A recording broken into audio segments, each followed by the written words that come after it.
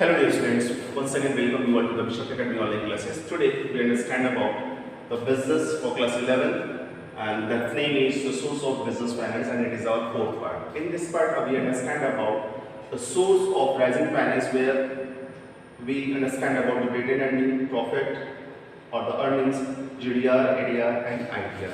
थोड़ा सा ये लंबा कंटेंट है, इसमें हम इससे पहले सोर्स ऑफ राइजिंग फाइनेंस के बारे में समझ लिया, फिर ऑनर्स फंड के बारे में समझ लिया, ऑनर्स फंड में हमने प्रेफरेंसेस के बारे में समझ लिया. उसके बाद क्या आता है हमारे पास रिटेन्ड अर्निंग्स प्रॉफिट या फिर अर्निंग इसको बोलते हैं. दूसरी चीज़ बात करें उसको हम पढ़ेंगे जीडीआर, एडीआर एंड आईडीआर के बारे में. तो सबसे पहले हम देखते हैं रिटेन्ड अर्निंग या फिर अर्निंग्स की बात करें, जो कि हमारा लॉन्ग टर्म फाइनेंस होता है. ये बड़ा मेन सोर्स होता है फाइनेंस के लिए. इसमें कहता है retained profit are also known as the plowing back of profit, retained earning, self-financing or internal financing, reserve or surplus. तो नॉर्मली हम retained earning की जब भी बात करें, retained profit की बात करें तो ये self financing का एक वर्ड समझ लीजिए. self financing या retained earnings या फिर internal financing या रिजर्व और सरप्लस, यानी कि वो पैसे जिसको हमने बचा के अपने बिजनेस ऑपरेशन में रखे हुए हैं उसको हम नॉर्मली क्या कहते हैं रिटेन्ड प्रॉफिट या अर्निंग्स से जानते हैं.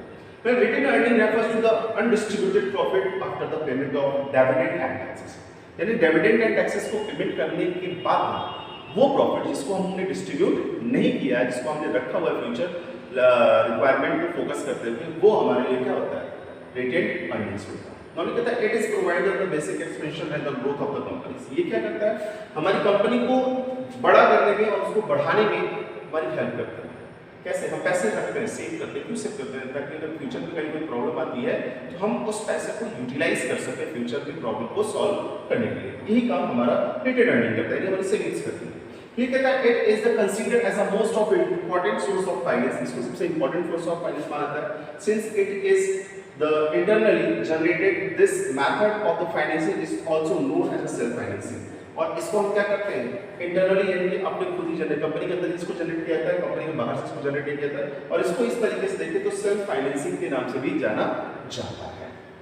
हम बात करते हैं फीचर्स ऑफ रिटेन्ड अर्निंग. तो कहता है सोर्स ऑफ सिक्योरिटीज की अगर बात करें तो ये सिक्योरिटी इसमें बहुत ज़्यादा आपको देनी पड़ती है, बहुत हमारा सेफ रहता है. कहता है retained earning are considered as a presence of securities because they provide the support in a time of the adversities when the company find out its difficulty to arrange the finances from the any other sources. तो normally ये पैसा तब इस्तेमाल करते हैं जब company में क्या होती है बहुत जरूरत होती है और कंपनी को डिफिकल्टीज होती है अलग अदर सोर्सेज से फाइनेंस को मैनेज करने. जैसे कई बार होता है कि हमें पैसे की जरूरत होती है तो हम क्या करते हैं पड़ोसी से मांगते हैं.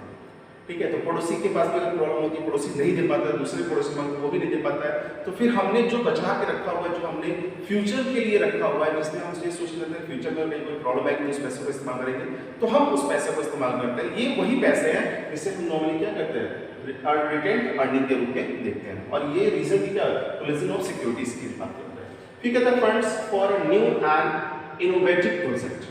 ये ऐसे फंड्स होते हैं जिनको हम क्या कर सकते हैं नए प्रोजेक्ट में यूज कर सकते हैं, नए तरह के जो इनोवेटिव प्रोजेक्ट होते हैं उस पर इस्तेमाल कर सकते हैं. कैसे मान लीजिए अपना बिजनेस चल रहा है तो हम बिजनेस से जो चला हुआ बिजनेस है उसमें से पैसे निकाल के हम नए बिजनेस को स्टैब्लिश करेंगे तो क्या होगा जो बिजनेस उस बिजनेस की रिक्वायरमेंट होगी वो पूरी नहीं हो पाएगी.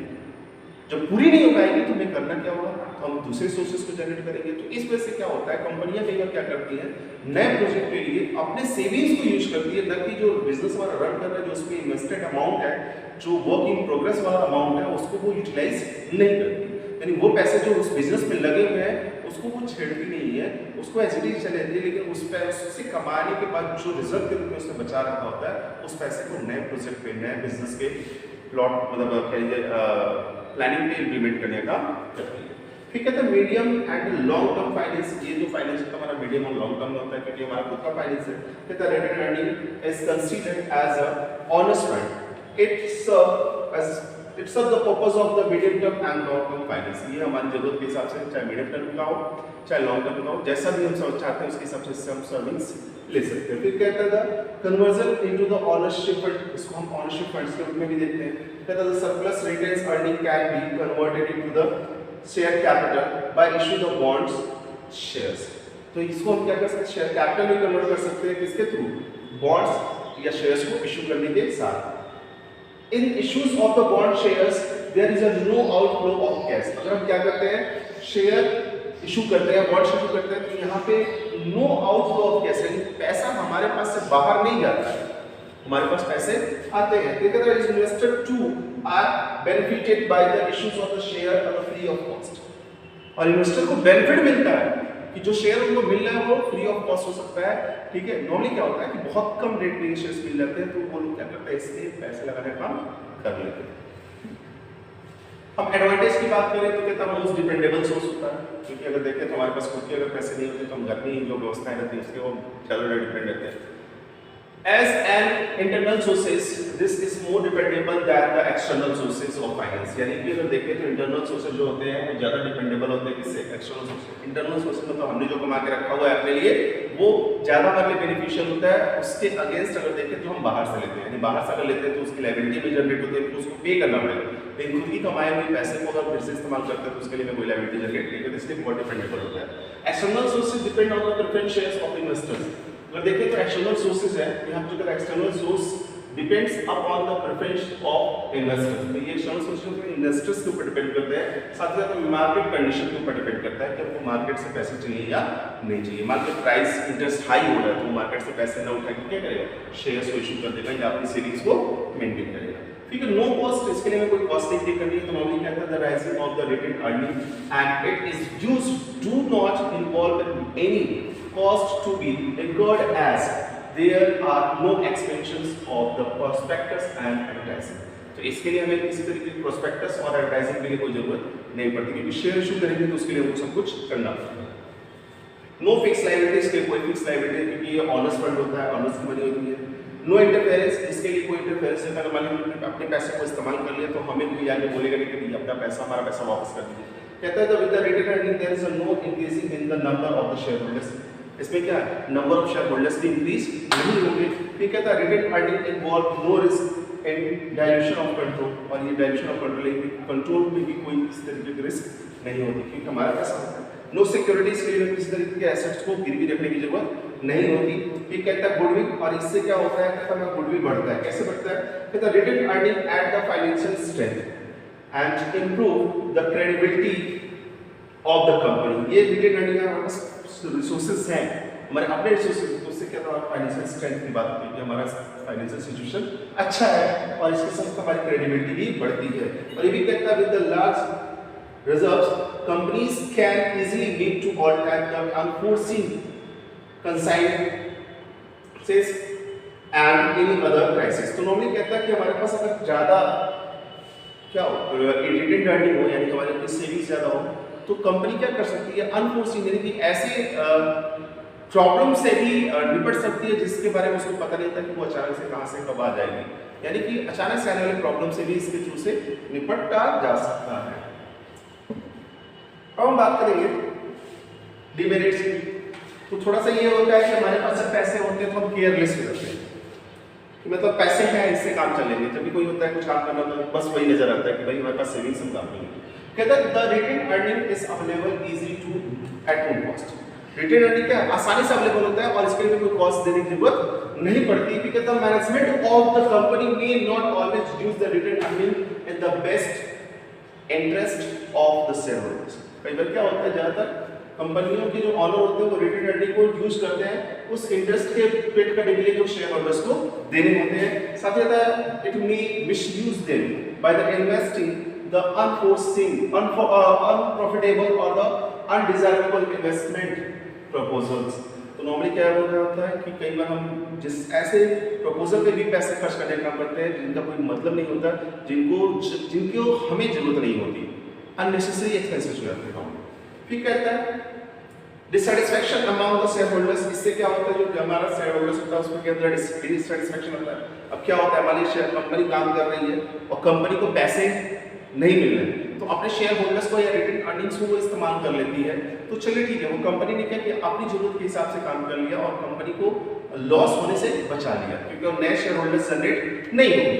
लेकिन अगर हम देखें मनमाने तरीके से खर्च करते हैं तो नए शेयर होल्डर्स जनरेट होंगे। जब नए शेयर होल्डर्स जनरेट होंगे तो उनके प्रॉफिट को पेड करने के लिए कहीं ना कहीं रिटेन अर्निंग का इस्तेमाल करेगा, तो वो जो शेयर होल्डर्स जनरेट होंगे तो वहाँ पे हमारा लॉस होता है या फिर जो प्रॉफिट मिलने वाला होता है हमारे शेयर होल्डर्स को वो कम हो जाता है। तो कहता है last retain earnings may cause the dissatisfactions among the equity share holders. जब ज़्यादा रिटेन अर्निंग होती तो कई बार यहाँ पे जो कह रहा है कि जो हमारे इक्विटी शेयर होल्डर्स होते हैं उनके अंदर डिससैटिस्फैक्शन आती है। वो सोचते हैं बहुत बड़ा पैसा जो हमको मिलना चाहिए बेनिफिट के रूप में, कंपनी क्या करे उसको रिजर्व के रूप में अपने पास रख ले। As they do not receive the high rate of dividend, अब इसकी वजह से क्या होता है कि ये जो है यानी कि इक्विटी शेयर होल्डर्स है वो क्या करते हैं हाई रेट ऑफ जो डिविडेंड होता है उनको रिसीव नहीं होता है। A large amount of surplus profit is kept aside in the form of reserve, और बहुत बड़ा अमाउंट होता है रिजर्व के रूप में कंपनी क्या करती है उस प्रॉफिट वाले सेगमेंट से अलग कर देती है। पहले ही कंपनी कहती है कि हम 20% रिजर्व के रूप में रखें ताकि कंपनी में अगर कहीं कोई प्रॉब्लम आए तो उसको हम उस रिजर्व के थ्रू रिकवर कर सकें। फिर उसमें प्रॉब्लम क्या होती है कि वो कई बार ज़्यादा रखना शुरू कर देती है और सिचुएशन जो इक्विटी शेयर होल्डर्स को मिलने वाला ज़्यादा प्रॉफिट होता है वो प्रॉफिट या डिविडेंड उनको नहीं मिलता।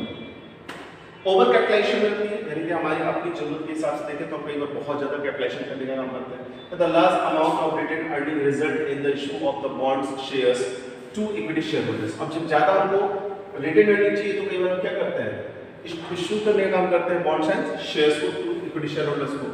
तो frequently the capitalisation of the reserve may be result in the over capitalisation. अब इसमें क्या होता है जो हमारा कैपिटलाइजेशन होता है वो क्या होता है ओवर कैपिटलाइजेशन, यानी हमारी अपनी जरूरत से ज़्यादा हो जाता है, यानी कि हम अपनी लायबिलिटीज को ज़्यादा जनरेट करने का काम कर लेते हैं, जितना हमको चाहिए उससे कहीं ज़्यादा ये प्रॉब्लम रहती है। ठीक है, तो इम्बैलेंस ग्रोथ। अब इम्बैलेंस ग्रोथ होता है कैसे, कहता है when the surplus profit are not distributed in the form of dividend it result is using the profit by the some industries for its further growth and expansion। तो normally कह रहा है कि when the surplus profits are not distributed, जब profit हमारा हो इससे company क्या करती है जो प्रॉफिट होती है प्रॉफिट में अगर एक्सेस प्रॉफिट होता है तो उसको रीडिस्ट्रीब्यूट करने का काम करती है। अगर ऐसा नहीं कर रही है इन द फॉर्म ऑफ डिविडेंड के रूप में तो it result is used of profit. If result in use of a profit by the some industry the further growth and expansion when the surplus profit distributed in the form of dividend the shareholders may invest the money in the other companies resulting the imbalanced growth of all the companies। अब क्या होगा कि जब उनको बेहतरीन dividend नहीं मिलेगा, उनको डिविडेंड फ्री नहीं मिलेगा तो वो क्या करेंगे बहुत बड़ा पैसा जो इस कंपनी में लगा रहता है वो दूसरी कंपनी में लगा लेंगे। तो इससे क्या होगा इस कंपनी का जो ग्रोथ होना चाहिए वो इम्बैलेंस्ड हो जाएगा। बात करते हैं जीडीआर की यानी ग्लोबल डिपॉजिटरी रिसिप्ट। ये देखिए थोड़ा सा ये जो होता है कि टाइप ऑफ सेम सिचुएशन होती है जो हमारे शेयर इशू होते हैं उसी तरीके की कुछ सिचुएशन होती है।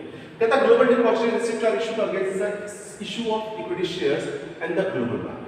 तो हमारे लोकल मार्केट में इशू इक्विटी शेयर इशू कहती है, लेकिन ग्लोबल मार्केट में क्या इशू कहता है जीडीआर यानी ग्लोबल डिपॉजिटरी रिसिप्ट, यानी कि शेयर्स को खरीदने बेचने के लिए हम जिस वे ऑफ प्लेटफॉर्म का यूज करते हैं वो जो मीन्स होता है वो मेथड होता है या जिस तरीके से जाते हैं उसे जीडीआर कहते हैं।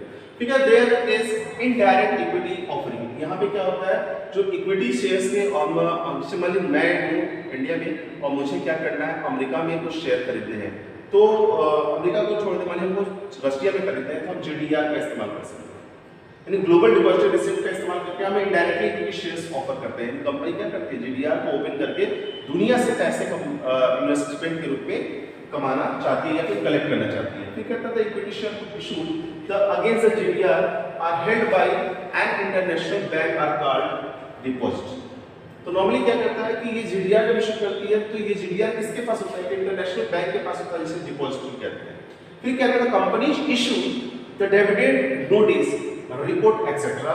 कंपनी फिर क्या करती है इस जीडीआर के लिए कस्टमर को या इन्वेस्टर को बुलाने के लिए वो क्या करती है डिविडेंड नोटिस को इशू करती है, फिर अपनी कंपनी की रिपोर्ट्स को इशू करती है regarding these shares to the bank. जो वो बैंक के माध्यम से क्या करते हैं शेयर्स को इशू कर रही है उसके रिगार्डिंग वो क्या करती है डिविडेंड नोटिस और रिपोर्ट को इशू करने का करती है। फिर कहता है this share are called depositories है। तो ये जो शेयर्स डिपॉजिट होते हैं बैंक में या बैंक के माध्यम से जो रिसीव किए जाते हैं इनको कहते हैं किस तरीके का डिपॉजिटरी शेयर्स कहते हैं। The share holder of these shares do not gate voting right. तो इस तरीके के जो डिपॉजिटरी शेयर होल्डर्स होते हैं उनके पास वोटिंग राइट्स नहीं होता प्रेफरेंस शेयर होल्डर्स की तरह। The capital contributed bye these share holders in dollar. तो इनके थ्रू जो कैपिटल कंट्रीब्यूट किया जाता है, जो पैसे लगाए जाते हैं या जो कंपनी फंड रिसीव करती है, उसका जो फॉर्म होता है वो किस रूप में होता है? डॉलर्स के रूप में होता है। यानी डॉलर्स नेशनलाइज्ड होता है तो डॉलर के रूप में रिसीव करती है। That is why there is called dollar dominated instrument. इस वजह से इसको क्या कहता है? डॉलर डोमिनेटेड इंस्ट्रूमेंट कहता है। जीडीआर को डॉलर डोमिनेटेड, ये जो डीडीआर है, जो पैसे हम रिसीव करेंगे अपनी कंपनी के ग्रोथ के लिए, जो फंड्स हम रिसीव करेंगे इंटरनेशनल मार्केट से, वो किस बेसिस पे होता है? वो मोस्ट ऑफ टाइम डॉलर में डील किया जाता है, इसलिए इसे डॉलर डोमिनेटेड इंस्ट्रूमेंट कहा जाता है। तो global depository receipt were the introduced by the Citi's bank in 1990। तो हम अपने यहाँ की बात करें तो ग्लोबल डिपॉजिटरी जो इंट्रोड्यूस की गई थी, रिसिप्ट, ग्लोबल डिपॉजिटरी रिसिप्ट जो इंट्रोड्यूस की, वो सिटी बैंक 1990 में यानी 1990 में इंडिया में इसको फर्स्ट टाइम ग्लोबल डिपॉजिटरी को रिसिप्ट करने का किया गया था। तो इसके मेन फीचर्स क्या हैं? The capital collected from the issues of the GDR in the foreign currencies. हम जीडीआर के माध्यम से क्या कर सकते हैं? फॉरेन करेंसी में कैपिटल को कलेक्ट करने का काम कर सकते हैं। ठीक है, the issue of the price of the GDR the fix on the basis of the investor response. तो इसमें जो प्राइस होता है इसका फिक्स होता है, किसके बेसिस पे? इन्वेस्टर जिस तरीके से रिस्पांस करते हैं, इन्वेस्टर ज्यादा आते हैं तो उसके हिसाब से प्राइस हाई होती है या फिर कम होती है। फिर कहता है no voting rights are given to the share holder of या होल्डर ऑफ जीडीआर। तो जीडीआर जो होल्डर है उनको कोई किसी तरीके की कोई राइट्स नहीं होती है। फिर GDRs are the easily transferable at the stock exchange, और जीडीआर को आसानी से स्टॉक एक्सचेंज में, यानी कि बीएसई, एनएसई, आपने सुना होगा national stock exchange, Bombay stock exchange, normally हमने देखा होगा बड़ी सी बिल्डिंग आती है जिसको हम दलाल स्ट्रीट कहते हैं या स्टॉक एक्सचेंज को हिंदी में इंग्लिश में कहते हैं। उसके थ्रू हम देखें तो वो एक ऐसा प्लेटफॉर्म होता है जहाँ पे हम शेयर्स को खरीदने बेचने का काम करते हैं, तो आसानी से वहाँ पे हम एक्सचेंज कर सकते हैं। The first Indian company was issued the GDR, the Reliance Industries। India में बात करें तो रिलायंस इंडस्ट्रीज ने पहली बार GDR को 1992 में इशू करने का काम किया था इसने, और इट सोल्ड $150 मिलियन वर्थ। लगभग इसने जो बेचा था वो कितना था? $150 मिलियन का स्टॉक इसने क्या किया था? सोल्ड करने का काम किया। हम बात करते हैं अमेरिकन डिपॉजिटरी रिसिप्ट, एडीआर की बात करें तो स्पेशली ये यूएस सिटीजन्स के लिए होता है। कहता है an ADR is just like a GDR except that it can be issued to the citizens of USA only. इसको केवल USA, United State of America के लोगों के लिए ही केवल इसको इशू किया जाता है। And it can be listed in the US stock exchange, और इसको यूएस स्टॉक एक्सचेंज में भी लिस्टेड है। यूएस स्टॉक एक्सचेंज लिस्टेड होने का मतलब क्या है कि यूएस जहाँ पे शेयर को खरीदने बेचने का काम किया जाता है अमेरिका में, वहाँ जो मार्केट है उस मार्केट में ये यानी कि एडीआर लिस्टेड है कि हाँ ये एडीआर के माध्यम से आप खरीदारी और बेचने का काम कर सकते हैं। The share issued by company are held by an international bank card depository. तो कहते हैं ये भी वही सेम सिचुएशन है जीडीआर की तरह की, मतलब ये भी क्या जो ये शेयर होते हैं वो इंटरनेशनल बैंक के माध्यम से ही रखे जाते हैं और उनको हम क्या कहते हैं? डिपॉजिटरी कहते हैं। The which receive dividend notice and reports, जो क्या करता है? डिविडेंड नोटिस और रिपोर्ट्स को रिसीव करने का काम करता है। And ADR are the subject to much the strict disclosure requirement than the GDR because the regulation of US stock exchange are very strict। तो यहाँ पे क्या है कि जीडीआर में बहुत सारी चीजों को हम पूरी तरीके से डिस्क्लोज नहीं करते, लेकिन आईडीआर में हम सारी की सारी जो भी यूएस स्टॉक एक्सचेंज की डिमांड होती है उन सभी चीजों को हमको डिस्क्लोज करना पड़ता है, उसके बारे में बताना पड़ता है, क्योंकि यूएस स्टॉक एक्सचेंज जो है बहुत ही स्ट्रिक्ट है। यानी वो जो पैसे लगाने और खरीदने की बात करते हैं, क्योंकि वो कैपिटलिस्ट कंट्री है तो वो पैसे के महत्व को ज्यादा इंपॉर्टेंस देती है। ठीक है, the annual legal and the accounting cost of maintaining an ADR are very higher than the GDR. तो यानी कि हम एडीआर को मेंटेन करने के जो चार्जेस होते हैं वो जीडीआर से ज्यादा होते हैं। फिर हम बात करें an ADR is an American dollar dominated instrument. तो जीडीआर क्या कहता है?